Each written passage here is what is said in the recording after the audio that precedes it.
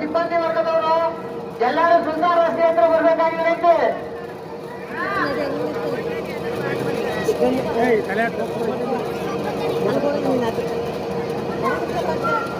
ಇನ್ನೊಮ್ಮೆ ಮನವಿ, ಸರ್ಕಾರಿ ಅಧಿಕಾರಿಗಳು